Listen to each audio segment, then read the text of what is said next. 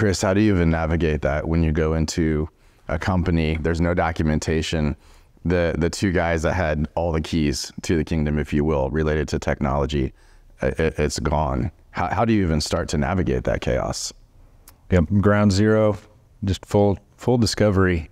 And sometimes it can mean looking up make and model numbers of every device on the network and then figuring out how to either hack into it or do a system reset on it, and then that obviously stops that device from working until you reset it up.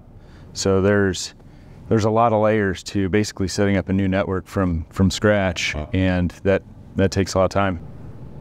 And oftentimes you find that in that situation, the scenario that Chris is talking about, where you have to reset one device, there's a cascading effect, because when you set that device up the way that it should be set up to best practice, all the downstream devices no longer work with it.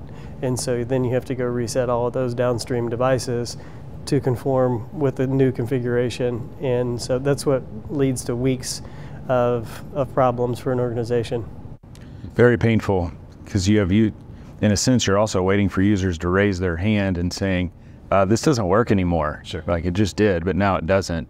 And for an organization that's been in business for 10, 20, 30 years, there are basically layers to this cake in these configurations. So when you have to wipe a device with zero documentation, you're literally cobbling it back together.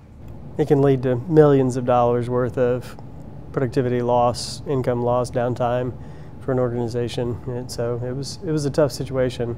And we felt horrible because we wanted to help, but there was only so much that we could do at once, even with the team on site.